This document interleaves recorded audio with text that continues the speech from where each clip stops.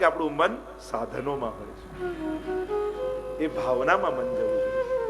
તો નિરુદ્ધ નૈવ ચેતસા, નિરોધ યુક્ત ચિત્તથી પ્રભુની સેવા કરે. વાર્તા સાહિત્યમાં અનેક પ્રસંગો તમે જોશો, કેવી કેવી પરિસ્થિતિઓમાં પણ એમનું મન વિચલિત થયું. આપણે ત્યાં તો અનેક પ્રસંગો આવે છે. બાઘાજી રાજપૂતનો પ્રસંગ આવે છે. યુદ્ધનું ફરમાન થયું અને નીકળી ગયા. અહીંયા રાજભોગમાં ઠાકોરજીને પૂરણપુરી ધરીને નીકળ્યા. હવે રાજાએ ફરમાન કરેલું તાત્કાલિક નીકળવું પડે, પણ ત્યાં યુદ્ધમાં જતા જતા પણ એમને ઠાકોરજીમાં મન ગયું અને થયું કરે ઠાકોરજીને પૂરણપુરી તો ધરી, પણ ઘી ધરવાનું રહી ગયું, એમના ગળામાં ખૂંચતું હતું. અરે મારા પ્રભુને શ્રમ પડશે, આમ વિચાર કરીને પાછા દોડ્યા અને ઉતાવળે ઉતાવળે સીધા ગયા, સ્નાન કર્યું, ભીતર ગયા, ઘી ધર્યું, પણ મન ઠાકોરજીમાં એટલું બધું હતું કે પગમાંથી જોડા કાઢવાનું જ ભૂલી ગયા. અને એમનો નિયમ હતો કે રોજ વૈષ્ણવને પ્રસાદ લેવડાવો, અને વૈષ્ણવ પ્રસાદ લેવા માટે આવેલા. એમણે એમનો ભાવ ન જોયો, પણ જોડા જોયા. ક્યાં મોટા ભગવદી બને છે, વૈષ્ણવ બને છે, અને કેવી ભૂલો કરે છે. એમને એટલું ભાન નથી કે ઠાકોરજીમાં આ રીતે જોડા પહેરીને અંદર ન જવાય. એમને વાઘાજી રાજપૂતનો ભાવ ન દેખાયો, પણ જોડા દેખાય.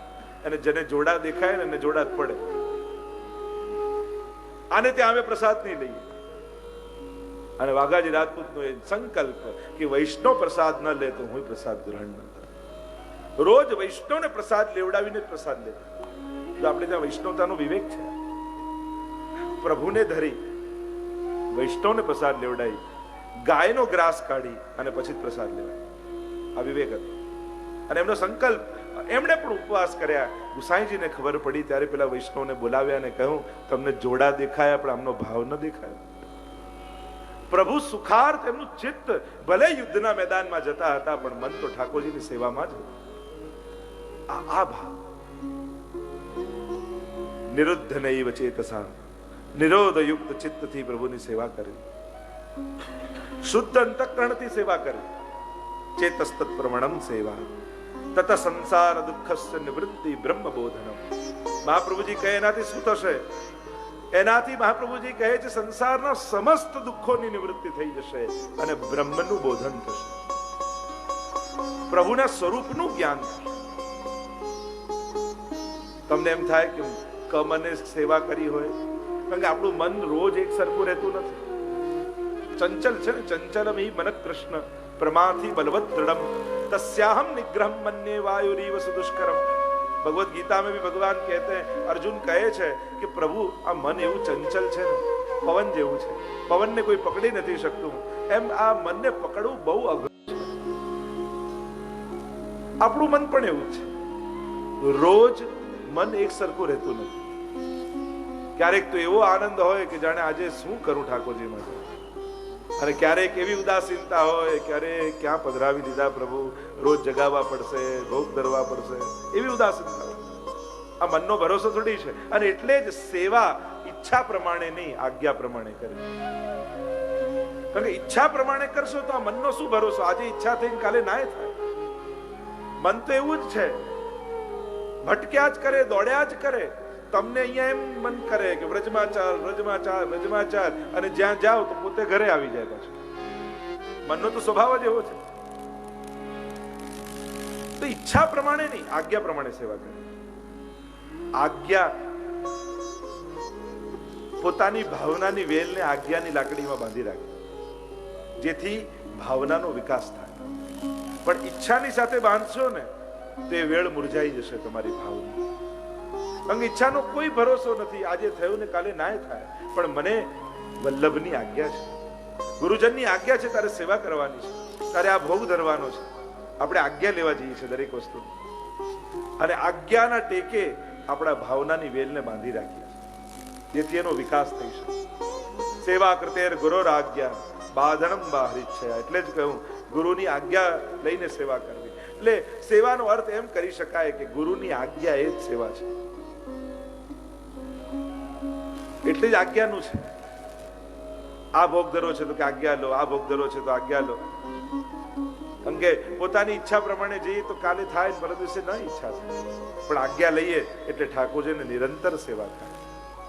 અને એટલા માટે સન્મુખ બેસવું, કોશિશ કરવી કે મન ઠાકોરજીમાં રહે.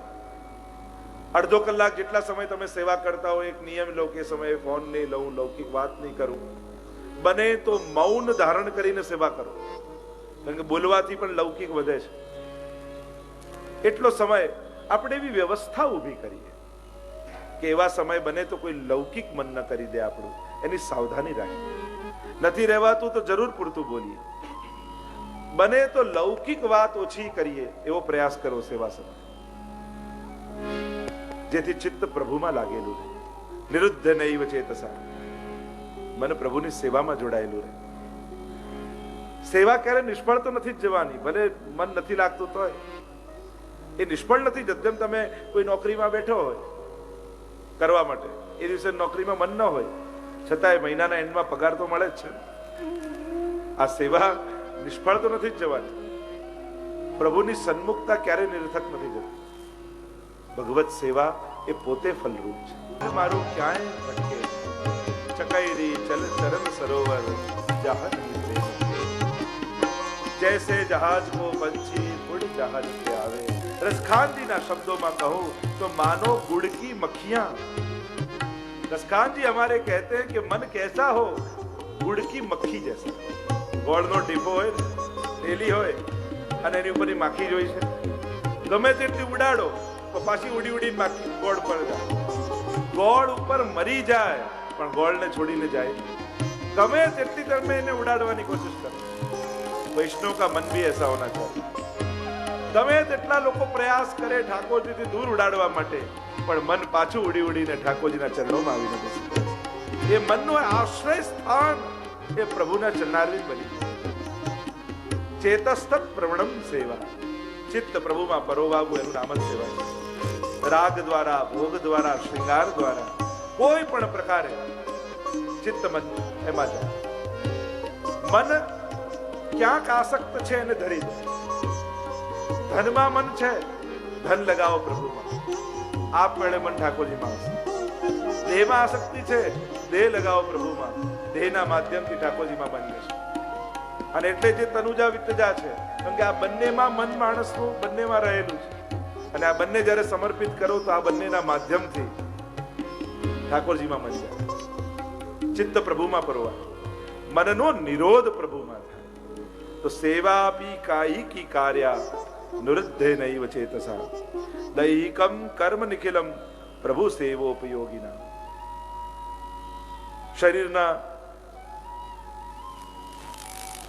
સેવા નિરોધયુક્ત ચિત્તથી કરવી અને યથોદ ઉપકરણાદિનામ રક્ષા તદ વિધિ વિધીયતા. જે સેવો ઉપયોગી પદાર્થો છે કે જેના દ્વારા ભગવત સેવા થાય છે, ભગવત સેવામાં સહાયક છે, એનું વૈષ્ણવે રક્ષણ કરે. જો વૈષ્ણવનું કંઈ પણ લૌકિક નથી.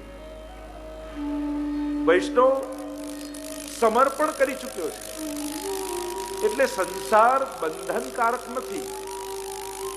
વૈષ્ણવનો તો સંસાર પણ સેવામાં સહાયક છે. એટલે ક્યારે પણ કોઈ પણ વસ્તુ માટે ગ્લાની મનમાં નહીં લાવવી.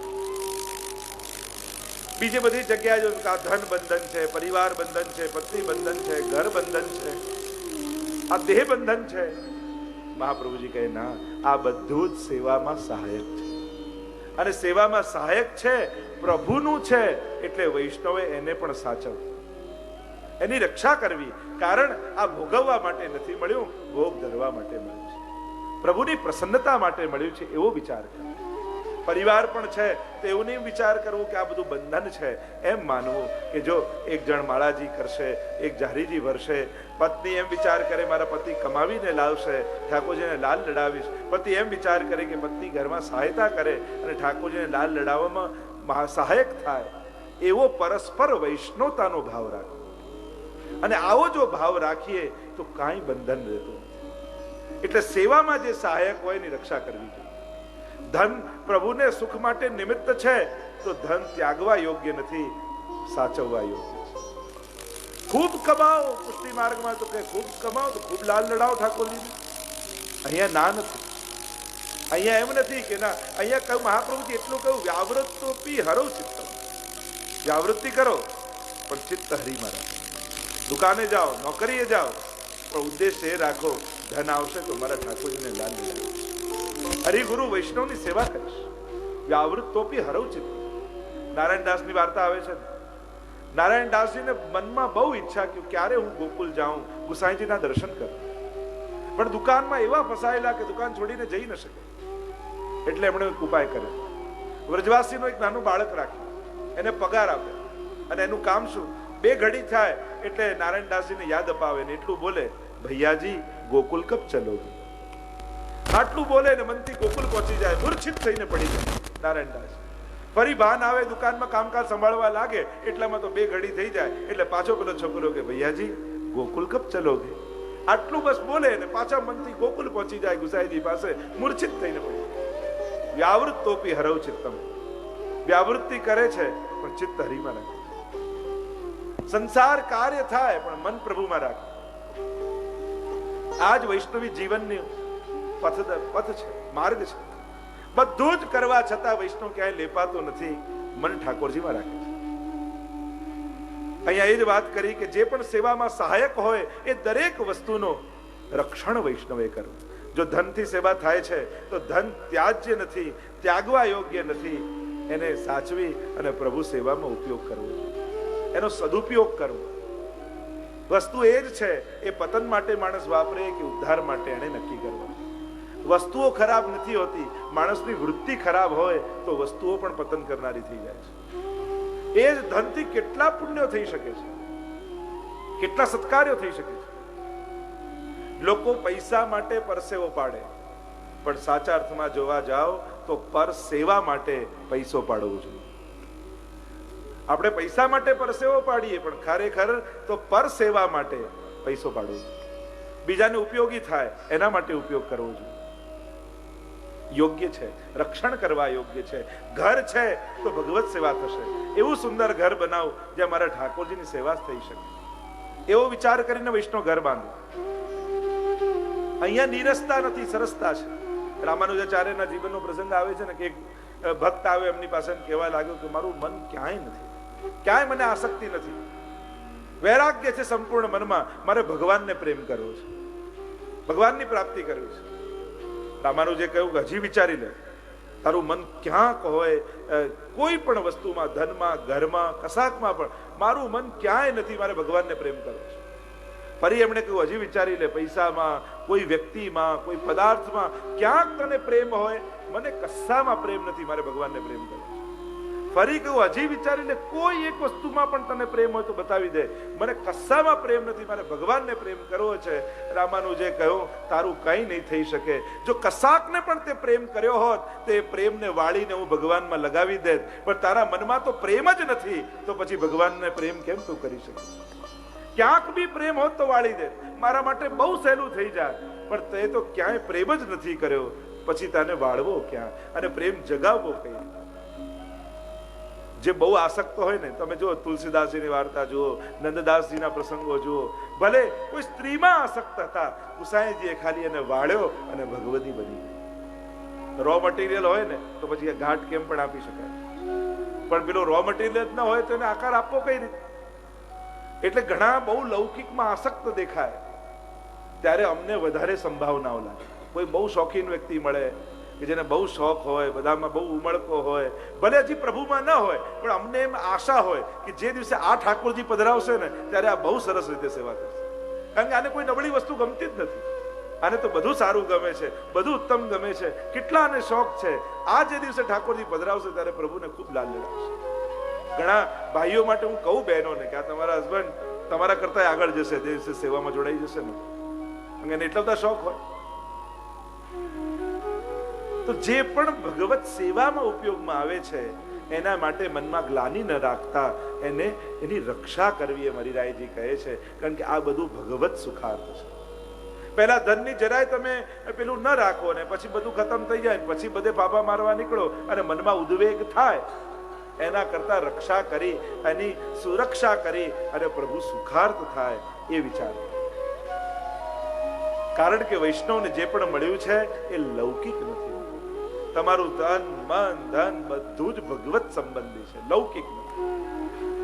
બીજી જગ્યાએથી કોઈ દેવી દેવતાથી મળે આ બધા જ પદાર્થો મળી શકે છે, પણ એ બધા લૌકિકમાં બાંધનારા હોય છે. પણ મહાપ્રભુજીની કૃપાથી જ્યારે આ બધું મળે છે એ અલૌકિક સુધારનારું હોય છે. આ ફરક છે.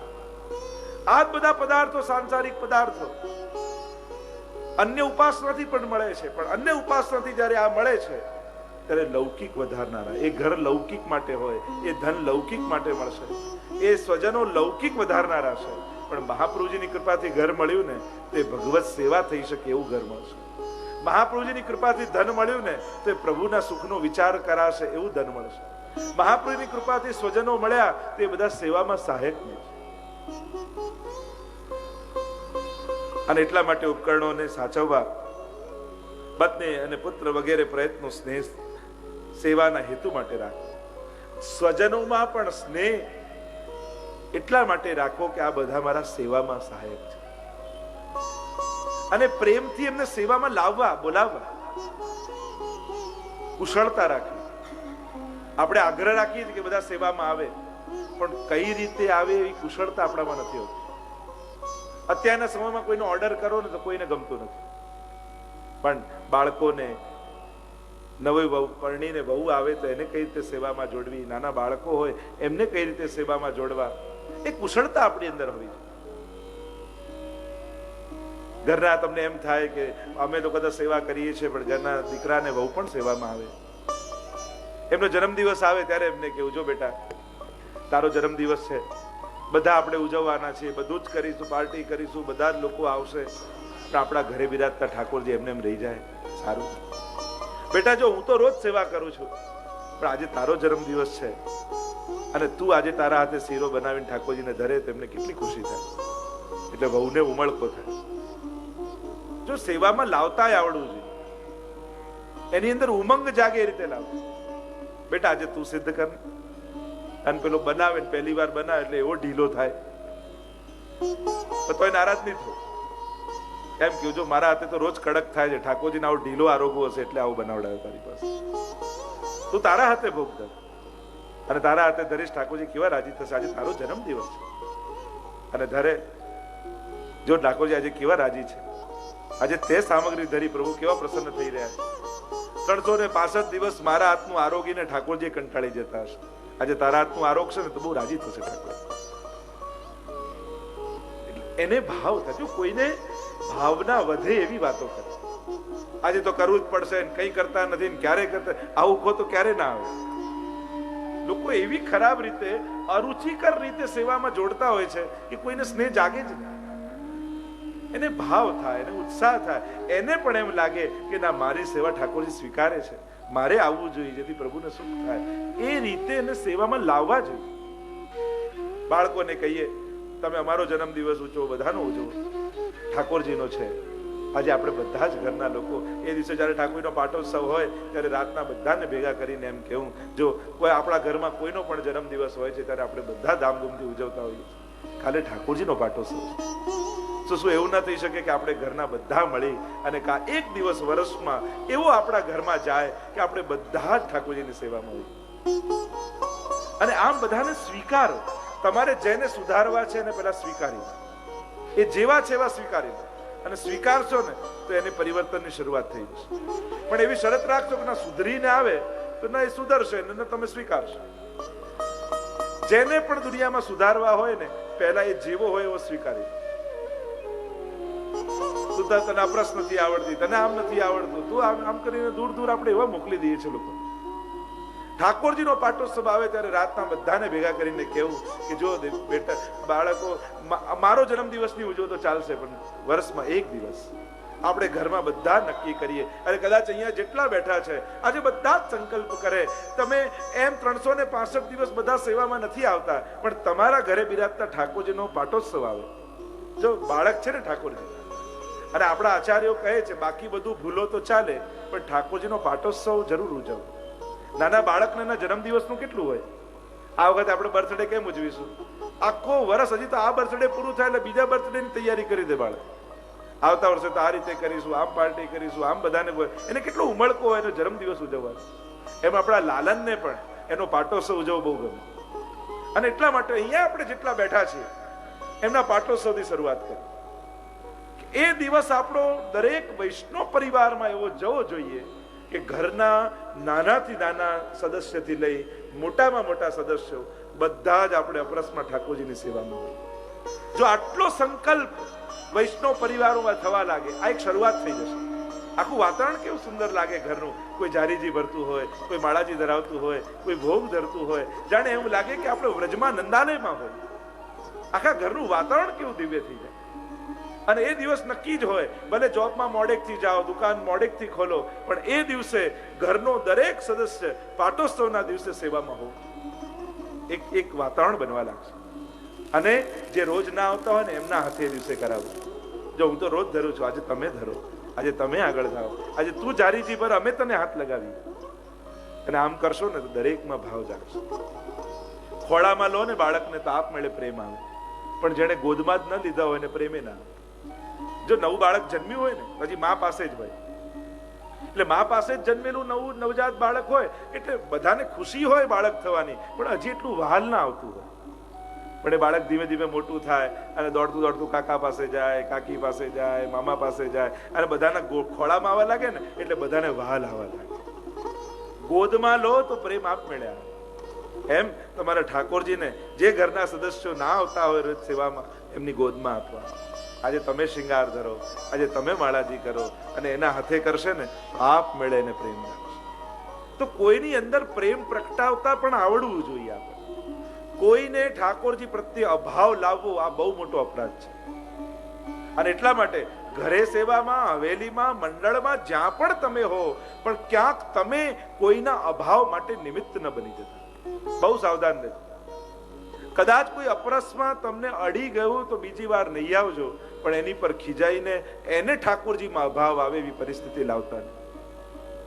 અપરસ છોવાઈ ગઈ તો વાંધો નહીં, ફરી નાહી લેવાશે, પણ કોઈનું મન છોવાઈ જશે ને, દૂર થઈ જશે ને, તો એ બહુ મોટો દોષ થઈ જશે. અને એટલા માટે વૈષ્ણવે સાવધાન રહેવું કે કોઈ એવું કર્મ કે એવી ક્રિયા ન થઈ જાય કે આપણે નિમિત્ત બની જઈએ ને કોઈને ઠાકોરજી પ્રત્યે અભાવ આવી જાય. અને એટલા માટે હરિરાયજી કહે છે પત્ની, પુત્ર વગેરે જેટલા પણ સ્વજનો છે એમનામાં સેવા માટે સ્નેહ રાખવો. જો આ 6 ઋતુનો અનુભવ આજે થવાનો છે. વર્ષા થયો, થોડી ગરમી લાગી, આ શીતકાલ આવે. કારણ કે જ્યાં ઠાકોરજી હોય ત્યાં તો ખટ ઋતુ રહત સદા, લલિત વ્રજ દેશ ગિરિરાજ રાજે. ત્યાં તો 6 ઋતુ સખી બનીને આવે સેવાની વાત થાય છે. તો જે પણ લોકો છે સેવા સંબંધી સ્નેહ રાખો. રૂક્ષ્મણી જયારે ગુસાઈજીને મળ્યા અને કહ્યું કે આ કુશળદાસની દીકરી જયારે એમને મળ્યા અને યાદ કરીને ગુસાઈજીની આંખમાં આંસુ આવી ગયા. જો વૈષ્ણવના સંબંધો પણ અલૌકિક હોય છે. તમારા જેટલા સ્વજનો છે ને એમની સાથે પણ જ્યારે પણ ઘરમાં આવે લૌકિક ચર્ચા ભલે થાય પણ અલૌકિક વાતો પણ કરે. તમારે ત્યાં ઠાકોરજી બિરાજે છે, એકબીજા વૈષ્ણવે અલૌકિક વ્યવહારો રાખવા કે મને જ્યારે અડચણ આવશે ત્યારે ઠાકોરજી તમારે ત્યાં પધરાવીશ, મારે અડચણ આવે ત્યારે ઠાકોરજી તમારે ત્યાં બિરાજશે. એવા સ્નેહ સંબંધો વૈષ્ણવ સાથે રાખવા જેથી એકબીજાની સેવા રીત આપણે જાણતા હોઈએ કે આ ઠાકોરજીને કઈ રીતે લાલ લડાવે છે. એટલે તમારા ઠાકોર જયારે એના ઘરે પધારે તો એને ખબર હોય કે તમે કઈ રીતે સેવામાં પહોંચો છો. વૈષ્ણવે પોતપોતાના એવા ગ્રુપ બનાવવા કે જેથી સેવામાં એકબીજાને અનુકૂળ અને સહાય કરે.